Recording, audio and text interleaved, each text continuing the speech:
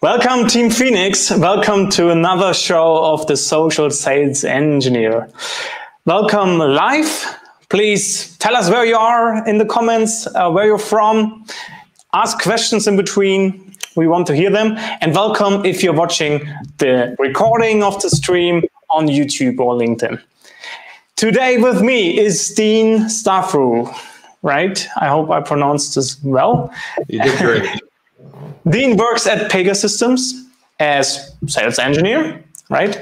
And Dean has extensive experience in the manufacturing realm. What I especially like is his 9 years at General Motors, where he actually automated or worked on the automation, right, of the plants and had cost savings of $100 million. That's amazing. Do you want to add something to that? If not, I want to know how you can come to such cost savings. Well, it's not easy, you know, as nothing ever is. You know, when you're looking at assembly plants, especially going into, you know, big corporations like General Motors, Ford, Chrysler, BMW, they have the manufacturing system down, right? And it all takes from the modern day manufacturing system, which was invented by, you know, Toyota. And everybody puts their spin on it, but that manufacturing system is solid, right? They have the habits, they have the culture, and they're executing on a daily basis. Yeah. Where the trick comes in is identifying where there could potentially be, or where there are areas of opportunity in throughput, which is cycle time. So how many parts or how many pieces you could produce every second in the automotive world, every second. Or every minute, and how you can have people collaborating and working together with automation to be able to increase those efficiencies, those cycle time gains, reducing waste, being able to get pieces and parts to line side quicker, those kinds of things. So it really is the battle of marginal gains, and it's something we may talk about later if we get into some habit building stuff. But it's a game of inches, as we say in the American football realm. Perfectly fine. Metaphors are very welcome. The thing is now, I think, so you are a sales engineer at Pegasystems, and I guess you are consulting manufacturing companies, right? So how do you leverage this knowledge? So how does it help you? Yeah, so my background in manufacturing and in operations really comes in two facets, okay? It's in the automation and controls and in the engineering realm. So being able to automate a process, either a manufacturing process, building hardware, in this case today, software, to automate processes. The other piece is the lean part, right? So there's tons of words for it. There's DMAIC, there's Six Sigma, there's the 5 S's, there's lean, waste reduction. There's a million acronyms that talk about it. But at the end of the day, it's the systems that are there, the frameworks to be able to identify and eliminate waste. Those processes that we live by in the manufacturing side of the business. So being able to build something, right? Lean that's it, right? That is the way to go, right? You have to be lean, you have to eliminate waste. That increases efficiency. Taking that viewpoint and moving it over now outside of the assembly plant and into the business world and into the business processes, I think that is where I draw probably about 99% of my knowledge and experience, is being able to identify when something is wasteful, when it's not value added, and then replacing it or transforming it into something that is. How often do your prospects say, we want Dean also in post-sales? Too often. But it's good. I enjoy it. I enjoy it. That's really why I got into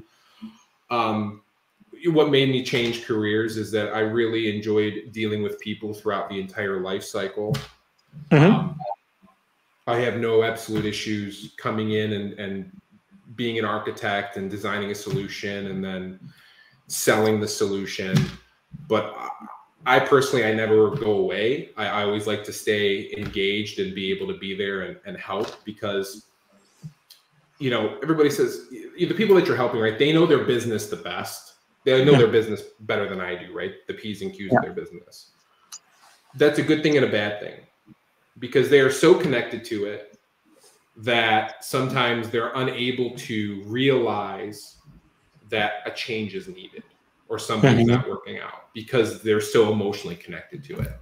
So that's why I always try to stay engaged as a, you know, as a secondary or tertiary person to, you know, the people who are post-sale, doing implementation, doing the delivery, doing that consulting. I always like to keep engaged and helping out as much as I can. So yeah, you want your vision to come true, right?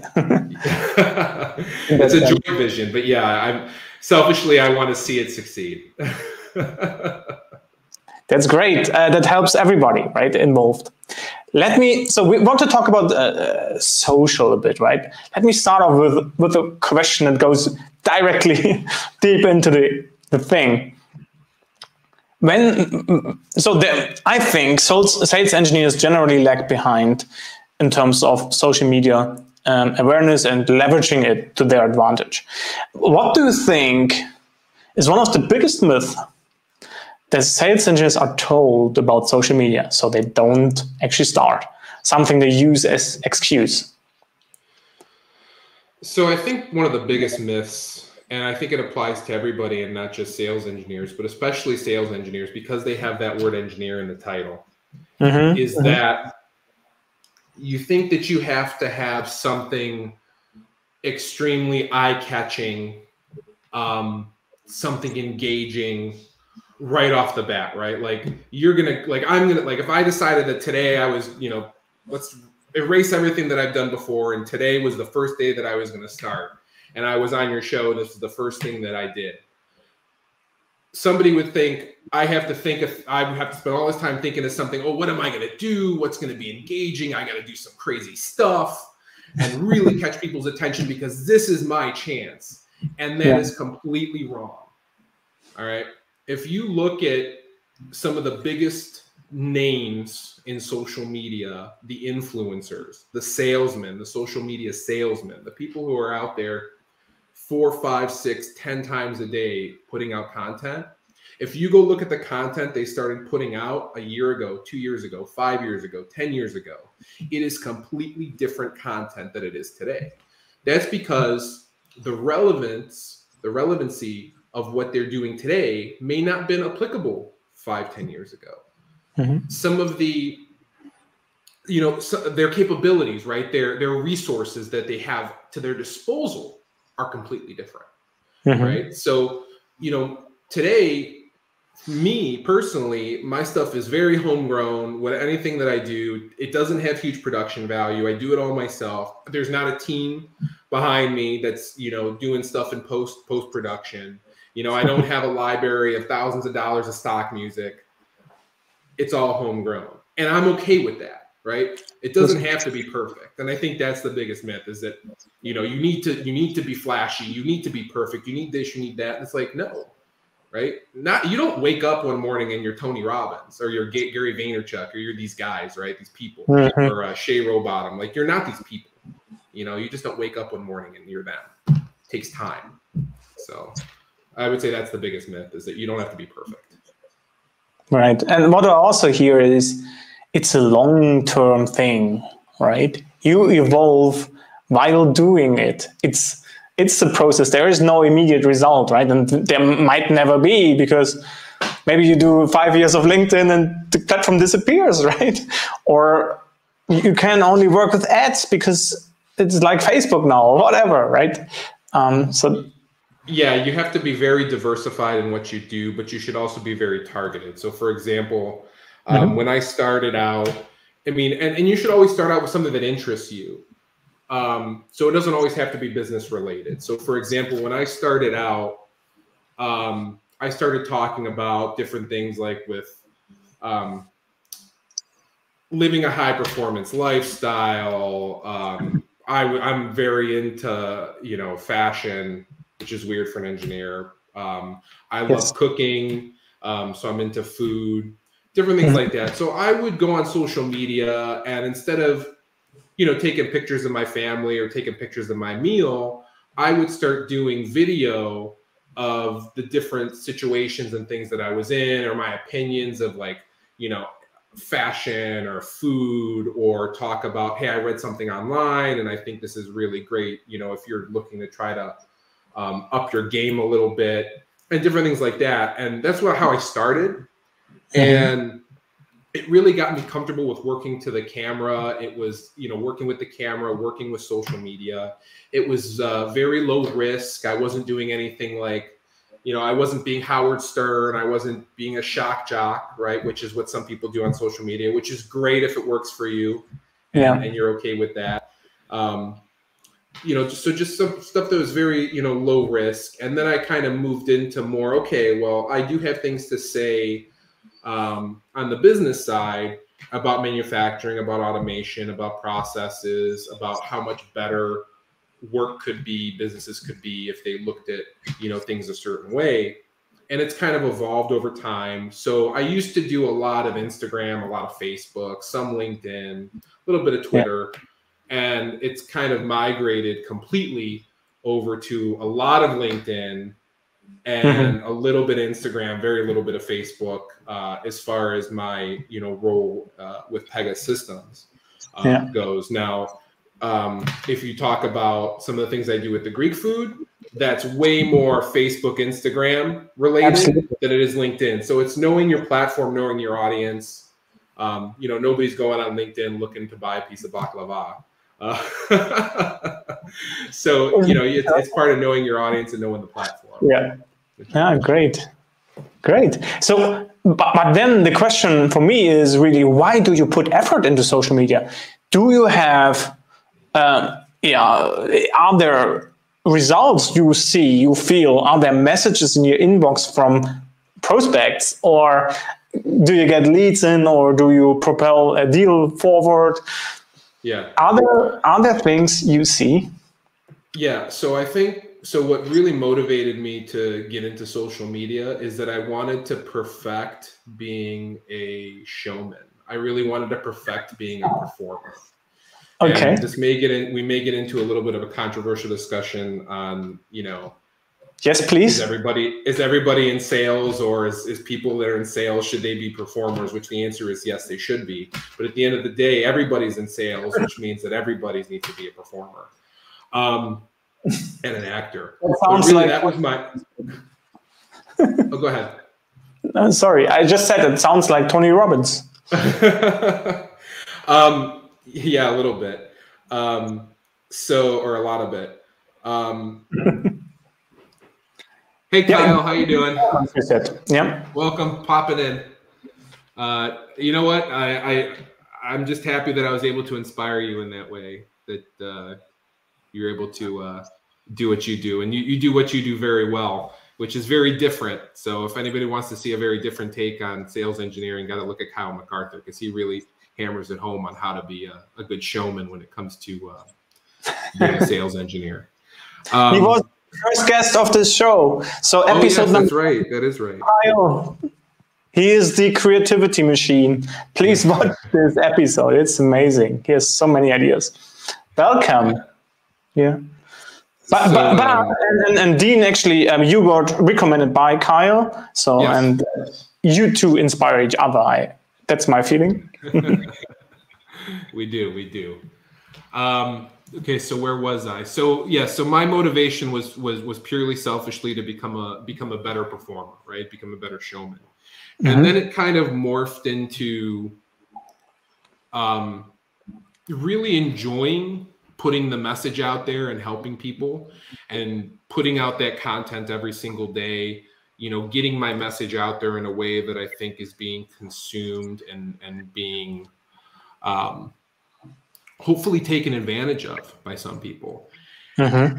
I'm not trying to monetize anything. Like, my goal is not to, you know, get on social media every day because I'm working towards some monetary gain, right? That monetary gain may come, it probably won't, right? More often than not, there's going to be no monetary gain in this at all. Yeah. What it does do is, where the gain comes in, is that I'm building a brand around myself and building up this aura that I kind of know what I'm talking about when it comes to the things that I'm putting out. Again, that could be subjective. If you agree with what I put out or not, you may not agree, which is great, because then it leads to some really good conversations. Yeah. But again, you know, the reason why I'm putting in the effort is, you know, because I feel like I have a message that I want to get out there now at this point.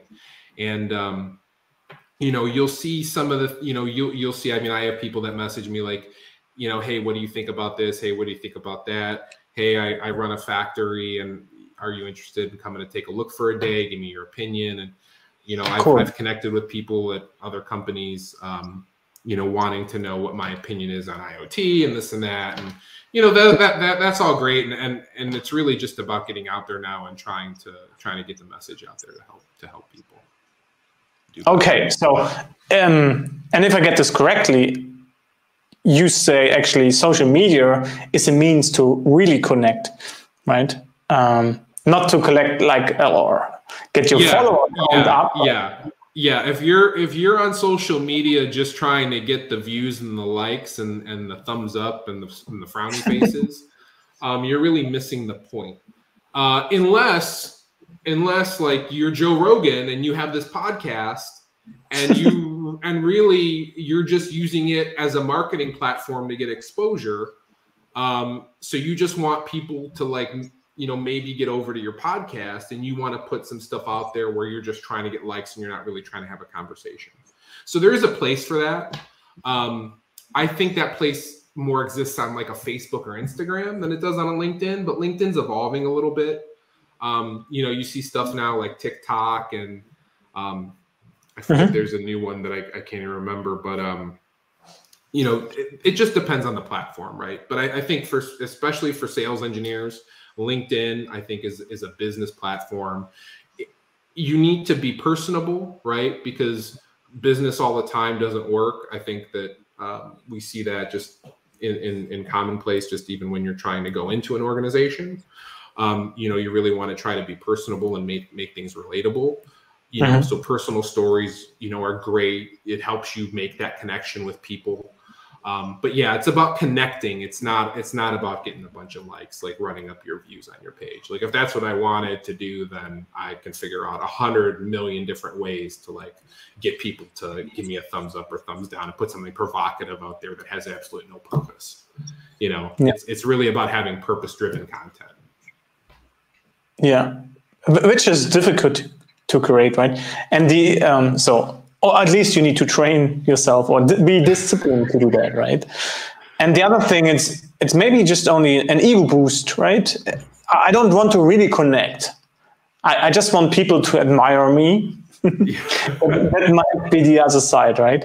But you said something interesting, and this actually leads me to the next question, because you say there needs to be personal content in there too. When I think of my students or participants of my course, they always say, LinkedIn gets too personal for me. On the other hand, there are researchers on LinkedIn viral posts, and the most viral posts are very personal. So how do you make a distinction? I saw this article from you about, I think your meal where your relatives were there, and you spoke about happiness in life and fulfillment, I think. Yeah. In this area, right? Yeah. Take your responsibility for your life, take a risk. So this was very personal, I thought.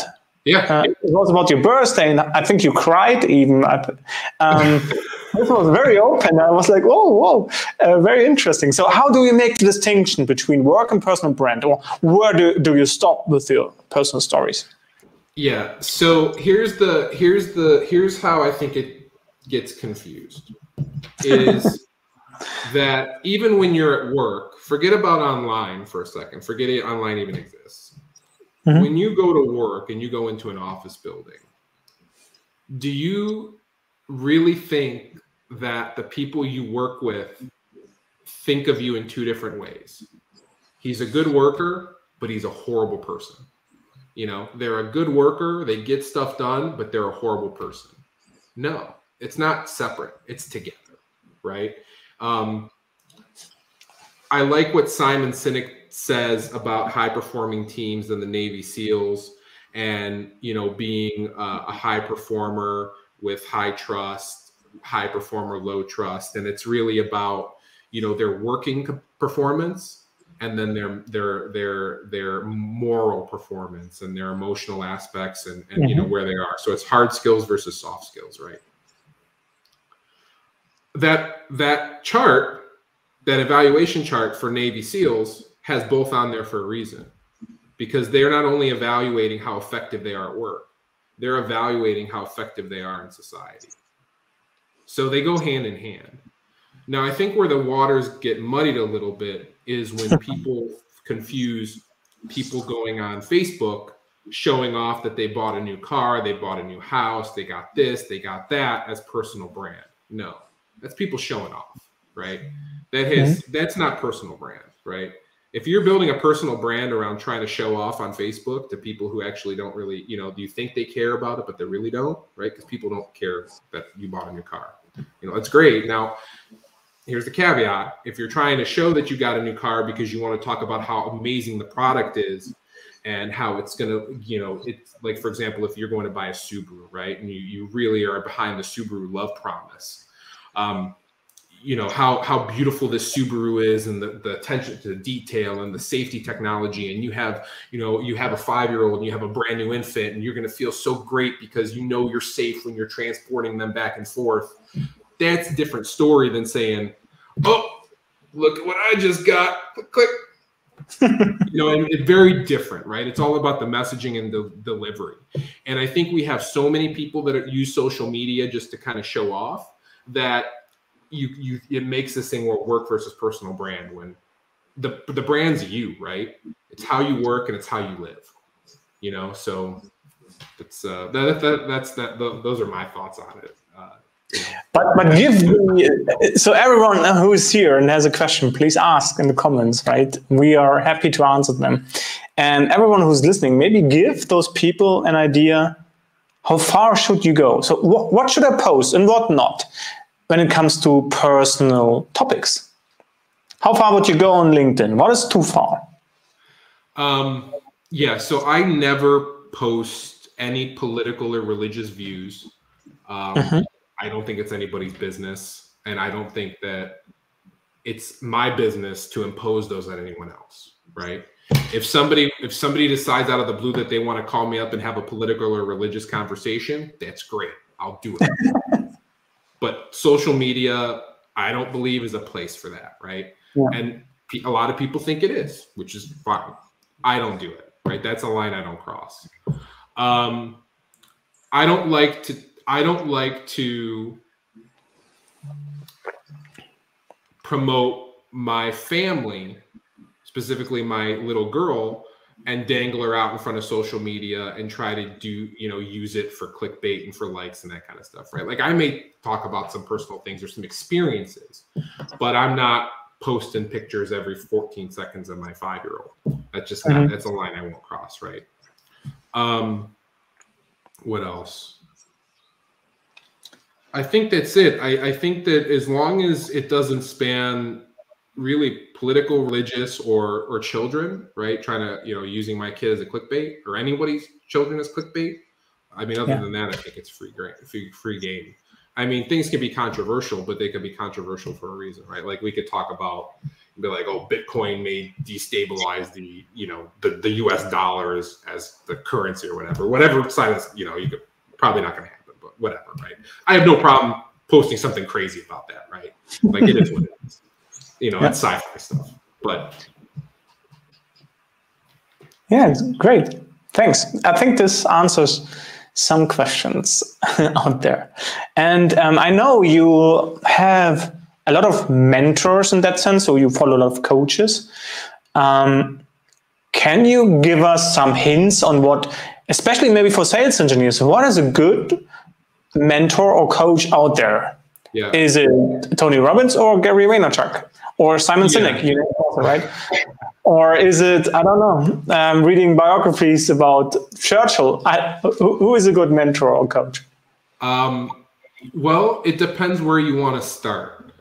So my journey started with when I really started getting into this about a year and a half, 2 years ago. Geez, probably over 2 years ago now. Was with a book I read about by Grant Cardone. It was 10X, right? And it's really just about it's you know, it's at the end of the day, the 10X lifestyle is about announce before your posts. Kyle just put out a question. Do you announce or coordinate with your team before your posts? No, I don't, because I don't want anybody to influence what I have to say. So now if I'm going to directly implicate somebody for some reason, then I would coordinate with them or whoever that may be, right? If I'm gonna write about somebody that I personally know, as opposed to some event that happened, then I'll talk to them beforehand and be like, hey, I'm gonna write this post, what do you think? But more often than not, I don't, because I don't want anybody to sway me in my opinion. I wrote it, which means I believe it. And that's what I put out there. So that's my story for that one, Kyle. That's what I'm going to stick to. Back to mentors. Back to mentors. So I think if you're starting out, I think 10X is a great book to read. And books are great because a lot of these people, they do have coach. They do coach, right? Like you can hire Grant Cardone to be your coach. Probably going to cost you $500,000, but you can have him be your coach. So I think books and video content are a great way to get the Reader's Digest or the Cliff Notes of the coaching that they provide. I think it's a good book to start with because it really gives you a framework behind why hard work pays off. That's essentially what it is, right? The book is about 10Xing everything you do. If you're going to send, you're saying today I'm going to send 10 prospecting emails, 10X methodology is like I'm going to send 100, right? And maybe it's not, and maybe the answer is not 100, or maybe it's 75. It's definitely more than 10, right? So if you say I'm a hardworking individual, but I only send 10 prospecting emails up, but if you say you're hardworking, I would assume you're sending a lot more than that. So it's just putting a little bit of method behind that hardworking madness. So it's quantifying hard work pays off. So I think that's a good book to read. Another good book and another good person that I really learned a lot from is James Clear, who has the book Atomic Habits. And it's really about just consistency is key, right? Do something every day for 10 minutes. You're going to get extremely good at it. Do something once a week, whatever the time frame is, right? Every day for 10 minutes, once a week for an hour. It's all relative, but you want to just be consistent about what it is you're trying to get better at. So I think that's a good one too. There's been a lot of mentors in my life though that I've actually been able to meet and have had the luxury of talking to. So you don't have to have these high profile people. Everybody has their thing, right? So when I hired into General Motors, my first manager there, his name was Tom Blaska, and he was actually very intense guy. Very, very intense guy. And I learned a lot from him because he would continuously push me out of my comfort zone and really push me to do more than I initially thought I was capable of. So that was a very good, that was very good for me. And, and he did it more as a mentor than a manager because I was already performing. So he didn't need to go out of his way to get more out of me. He was doing it because we had developed this really great relationship. I've had another, if you look at today here at Pega, where I'm at, my current manager, he really pushes me to challenge some of my assumptions that I may make when I go into an opportunity or go into a deal, and he really pushes me to try to, you know, give me an example. From another viewpoint. Give me an example for a person of your like growth. Yeah. So for example, I'm a very cut and dry kind of person. You know, I sometimes get in my own way where I think something is a certain way because it's got to be that way. So my current boss, Greg, I shouldn't call him a boss. He's my coach, my manager, my coach. You know, he really challenges me to step outside and be like, listen, like that may not be what their motivation is, and they may be saying what they're saying because of a different reason. Let's think about what those other reasons are, and let's see if we can try to figure it out. You know, just, you know, I'm the kind of person that calls a spade a spade. We're continually seeing these days that a spade may be a spade on the surface, but once you start peeling back the onion, it's something completely different. So that's I think that was a big learning lesson for me was, you know, you can't be too quick to just make your determination. You really have to spend a lot of time digging deep to find out what the true problem is, the true motivation, the true objection. You know, you can quantify it in a bunch of different ways, right? But you really got to dig in sometimes. And do you use these findings for social media posts? Sometimes. You know, a lot lately. You got to be careful because you don't want to give away, you know, work that people are doing, especially in the world where I live, dealing with, you know, Fortune 500 companies, helping them solve problems. It's hard to talk specifics because of non-disclosure agreements and that kind of stuff. So if I were to write a post, or if I were to socialize it, or a problem that I'm seeing, or an experience that I had, it has to get extremely genericized. To the point to where it may not actually be effective at communicating the point that you're trying to make. So you really have to spend a lot of time rewriting and refining to get your point across, but also not violate any, you know, non-disclosures and that kind of thing, right? Because I mean, that's a writer's habit, right? I mean, I think on social media, it's a bad habit to just open up LinkedIn, write down your post and hit submit, right? Do you have a writer's habit, like processing, iterating over your texts? Maybe let it write, don't look at it for a while, or tell me about your process. Do you have one? Yeah, so especially for articles, you know, posts are posts. Usually they're pretty benign. You know, they may have a topic or something controversial or something that I want to promote, you know. So sometimes I may think about a post, like I may write it, and before I hit send, I'll reread it once or twice. And if I don't feel good about it, then I'll save it or copy it and I'll put it in a note and I won't do it. Articles, when I write articles, it usually takes me about 2 weeks to write an article, because I'll write the first draft, I'll crank it out in either a half hour, 45 minutes, or an hour. And then I'll come back, you know, the next day, and I may add some photos to it and reread it. I may come back again, you know, then I'll shelve it, come back the next day, reread it again, think about it, reflect on it, you know, while I'm lying in bed before I go to sleep or in the morning. You know, I always let it simmer a little bit, because the first thing that comes out of your mouth is probably not the best version of yourself.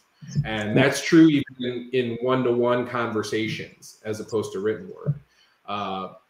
That's why if you meet me in a business setting, I'm probably the person that talks the least, because I'm always very conscientious of the things that are coming out of my mouth. And mainly because I never used to be like that. I always used to be the one that was, you know, just spitting it out, and it burned me more often than not. So I really had to change, you know, the way that I communicate, which is good, because, you know, being able to admit your failures and where your shortcomings are, you're able to grow into a bigger and better person.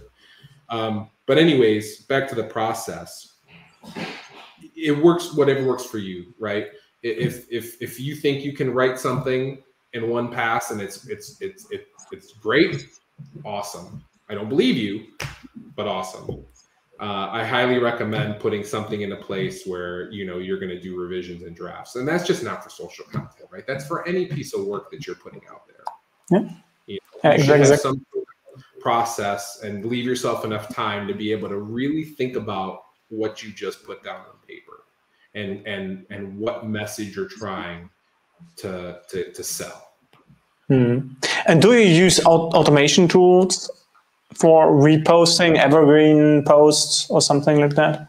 No, honestly, by the time it takes to set them up and then they get an update and then it changes and the platform changes and it's just not worth it. I'm not doing thousands or millions of outreaches every day. Maybe if I get to that point, but right now, copy paste works great for me. Moving stuff over, sending out invites. That's just where I'm at. Now, if I hit Tony Robbins levels, automation will make sense, or hiring somebody to do it for me will make sense. But I wouldn't spend all your time trying to set automation before you start posting. People are like, oh, I got to set up this automation so I can get it up. No, just start posting, right? Don't worry about the automation. Copy paste works great. Exactly. But think about it as a buffer, right? So when you want consistency, you might be ill a week or something, your automation would repost an evergreen for you.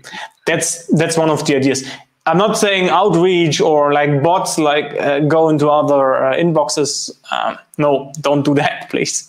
Yeah. That's not the point, right? But maybe keep your, and I think you do the same, right? You keep your posts, right? You could go back and see, this is what I've written, for example. Do you have a tool you use, or simply Google Docs or a Notepad or something specific like Airtable? I, for example, use Airtable, if you know that. Honestly, no. If I want to spell check something, I'll throw it into, like if I'm writing an article, right, I do it in Microsoft Word. If I'm posting on Instagram, I use, I do it from the phone. So I use the Notes app in my iPhone because it has some spell check and it lets you do some formatting that Instagram doesn't let you do right in the app. If I do LinkedIn off my phone, it's usually not really big, long posts. So there's really no need of having a spell checker tool or anything like that. I'm old school when it comes to that stuff. I find it easier just to go into the app and say what I have to say and hit send, than sitting down and cranking out 10 to 15 posts and then putting them on a timer and letting them release. Because honestly, what I write today for Friday may not be relevant. That's the world we live in. So there's only so much content that you could generate, I believe, ahead of time, right? And I like doing it every day. So I like carving out, 15, 20, 30 minutes, an hour, and dedicating it to social media every day. Yeah. For some people, that may not make sense. They may want to carve out 4 hours every Monday or every Wednesday and set up their social media for the next 2 weeks. That's great too. Doing it daily and manually, that works for me. Yeah, it's also a kind of appreciation to the task, right? So, and putting it in for your readers, right? And they will hopefully feel that. Yeah.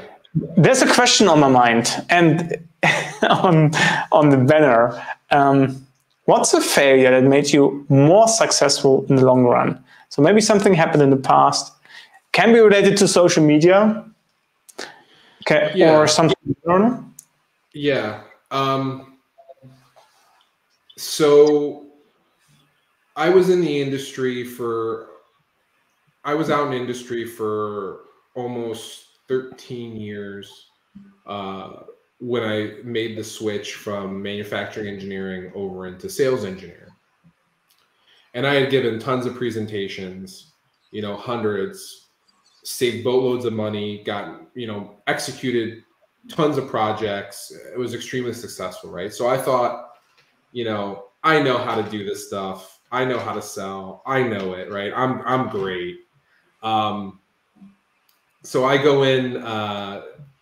I get hired by Pega. I go through my enablement, and we have to do a like an exit, not an exit, but an exiting enablement presentation. So it consisted of a demonstration and then presentation delivery. Well, I had spent so much time on the demonstration that my presentation was kind of messed up a lot. It was, you know, the dry run, I was probably about like a 30% pass rate, right? I was failing. Got a lot of tips from the people, from the managers and from the enablement people. And, you know, I spent that night just really preparing and digging back into the presentation and the style of it. And the next day I went from like a 30% to a 70%. And really it didn't have anything to do with the demonstration itself. You know, I think demos are great, and this is where Kyle may not agree with me. I think demos are great. I think flashing lights and glitz and glamour and shiny objects are cool. But I think you know, I've learned that being able to articulate the concept and being able to challenge people's beliefs and having that succinct conversation and sounding like you know what you're going to say next, not like you're searching for what you're going to say because you aren't prepared, comes off, right? And if you're not going into that demonstration, right, at 100%, it doesn't matter how cool that demo is. You lost everybody already because they're like, this guy just doesn't know what he's talking about. He's not prepared. You know, you get up there and be like, looking at the slides, you know, I think, blah, whatever. It's just, you're done, right? I get on calls all the time and talking with people, and they're like, we're going to do this thing, and it's going to be like, what's the point of this phone call? Like, why are we here? So you can figure out what you're going to tell me? Like, you should have did that before we got to this meeting. So that's something that I learned. So I've really failed hard. Like, I crashed and burned, right, on in that presentation. And then ever since then, I've just, you know, like, you got to put the time in, right? It's, even though you know what you're doing and it might seem, you know, and you think you got it, prepare. Preparation is key. So. Provocative question to that point. When you think of all the mentors and coaches you named, right? If you look at their biography, most likely there was an accident in there, right? A childhood thing or whatever, something that's not understandable for normal, like, growing up journey, right? Do you believe like that everybody actually needs such an accident? Maybe yours is the same with the presentation. Do you believe that you need something like this in your life to become successful, or more successful than the average? Yeah, so I think every successful person has a really interesting backstory. And it doesn't mean that there was something tragic that happened in their life. It may just be, you know, just an interesting backstory, right? So, like, for example, I'm Greek descent. My dad is from Greece. He came over at 16 years old. My mom was born in the States, but she's also Greek. You know, middle class, blue collar. My dad works at Ford on the assembly line in Cleveland, Ohio. You know, we built a little, built a little computer business together. You know, just really hardworking people. And I just feel like that upbringing, you know, that fight, that grit that you gain from, you know, working really hard and then seeing how hard people work, it really just impacted me as I got older. And there was different scenarios. Like, I always took education for granted. Like, I was always really, you know, I was really good in school. Like, I did pretty good. I could have done better if I applied myself, but I just thought, I'm smart enough. Like, I got it, right? I don't have to try.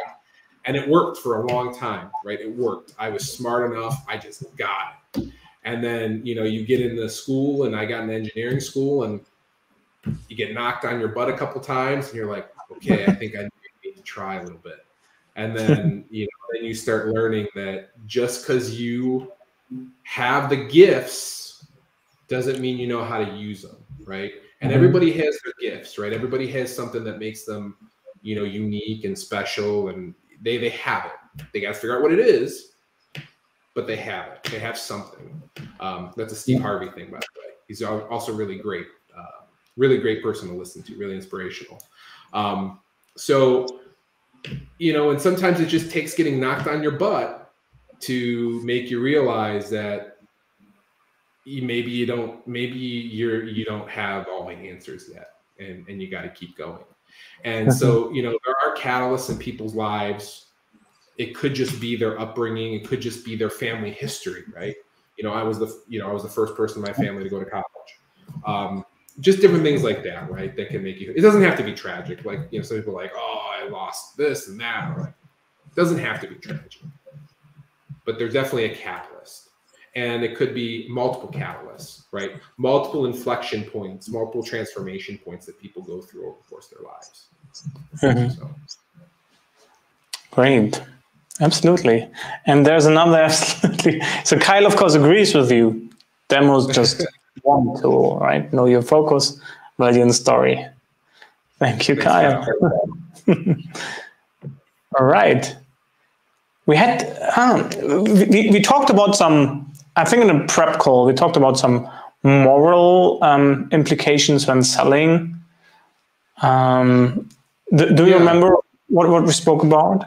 Yeah, so I think that people on social media have, and this is controversial, have a moral obligation to be socially responsible, right? Yeah. And what that mean, and what does that mean? Well, in real life, you shouldn't be a liar, right? You shouldn't lie, right? You shouldn't make up stories. You shouldn't, you shouldn't be a showboat. There's all kinds of things, right, that we don't do in our normal day-to-day lives. Like if we were out and I was talking with you, sitting next to you, right, there's things that are socially not acceptable. Just because you're online and you're hiding behind a computer and a keyboard doesn't make them socially acceptable, right? These are not good things. So I think that, social media people and influencers that have a huge audience, they really need to understand that they are connecting with people that actually idolize them, right? Like you have people, like there are people that actually idolize these influencers. Yeah. So, they have to understand that everything that comes out of their mouth, some people may actually, not take it as being controversial or as opinion, but as fact. So I just think there's that level of social responsibility and morality that comes with an online platform, because it's very easy to just start putting out things that aren't technically correct, and then all of a sudden you have people that are just jumping on the bandwagon just because you said it, because you have that following. So I think it's very, you have to be responsible about what you're doing. If you wouldn't do it in real life, I don't think you should do it online. Yeah. So that's Yeah, that's a great shout out actually to everyone who becomes successful, right? And and do you watch yourself on that? So do you maybe reread your stuff based on that? Am I saying something controversial, or do you check your facts? Or no, I always check. I always fact check myself. But at the same time, I try not to give away too much. So, I won't ever provide such specific details to where I need to be fact checked. okay. Now, so like, for example, if there's content I'm putting out, right, for like Pegasystems, and I put out stuff that's been vetted, like a customer success story, customer seen 40% gains in efficiency, customers seen $550 million in ROI over the course of the term, whatever it is, right? Those are all vetted things. Like I'll go double check them before I put them out there. I don't really vet my opinion. You know what I mean? So like if I'm gonna make a comment, be like, you know what, I think that modern day manufacturers have failed at injecting the business with all of the lean processes that they've put on the manufacturing floor. That they think that there's this iron curtain between the manufacturing side and the business side. And they're like, that's manufacturing. We don't worry about waste over here in the business. I'm like, that's totally not true, right? You need to worry about waste in your business because these people over here, they got it down. All right. You people over here, you need to learn. And, you know, I'm not going to go online and be like, fact check that opinion's valid. I know that opinion's valid, right? And somebody will come over and be like, no, well, we don't believe that. I'm like, that's fine. Like that's fine that you don't believe it, but that's what it is. So does that answer? I don't know if that really answers your question, but. No, yes, it does. I mean, there's a lot in what you say. There's a lot of deepness, right? We could go, I think, much deeper. But it came to another point I remembered we spoke about, and this was that you actually, I think, traded in terms of, not for the stakeholder value, but for the value of the employees working in this company. Can you elaborate on that quickly too? Because I found this such an interesting story. We were talking about purpose-driven value versus revenue-driven value, right?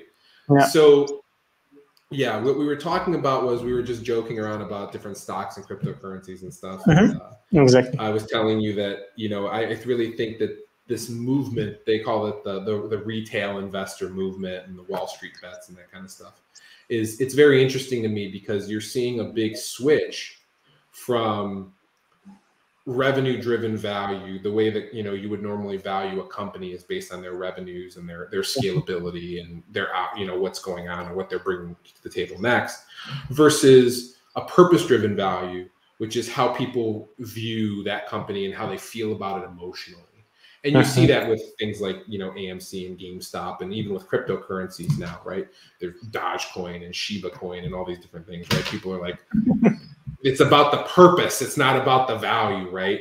You know, or it's not about the revenue. It's not about the income and the financials. It's about the purpose, which I think is very interesting because people have been talking about, you know, Simon Sinek is the why, right? The why.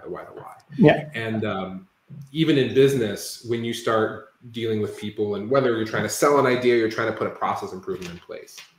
Financials are great. They provide stability. You know, they usually get things done because at the end of the day, you know, they'll go and see, well, is this project going to lose us a lot of money? And I'm like, no, it's not going to lose a lot of money, so it's fine. But what really sells the project, or what sells the idea or the concept, is the emotional draw to it and the purpose. And that's where I really see like purpose-driven value coming into play, right? Because if you look at, like, you'll talk about movie theaters. I love being able to sit at home and throw a movie on the TV and watch it. There's nothing that beats going to the cinema, right? There's nothing that beats it. Big screen, great sound, movie previews, popcorn. It's just not the same experience at home. I mean, maybe if you built a movie theater in your house, then maybe it'd be different. But I don't have that luxury. It will never smell the way. You know, cinemas have this specific smell. Yeah. Maybe some oldish, I don't know, like wet wood. Yeah. And you know, it's interesting because that same thing hit me a while ago. I was visiting a friend's factory, and they do welding in there. And I walked in the doors and I smelled the burning metal, and it's like a distinct smell. And I'm like, oh, I remember what this smells like, because it'd been about 2 years since I'd been inside of a factory like that. And it just brought back like all these memories of these places that I spent, you know, almost a decade of my life working and accomplishing things. So, you know, for me, it's about, you know, it's also about like the nostalgia that you get from these different experiences. So I think that purpose-driven value is becoming extremely important, and especially in a sales engineer's life, right? because you used to be able to go and say, yeah, we're going to do this, and you're going to do this, and you're going to do this, and it's going to bring you back $500 million in 2 years. And everybody's like, yeah, let's do it. But that's what everybody's doing now, right? Now you have to really connect emotionally and show what the purpose is and how that's going to really reinvigorate either the customer base or the workforce and drive that engagement and provide that purpose. So purpose-driven value, I think it's really interesting to see what's going on with it right now. I think that's a great finish of this show, right? Like, I think you hit a really good point everyone should think about, right? Especially when you're on social media and when you post and you have an opinion and you reach audience, right? I have one final question to you.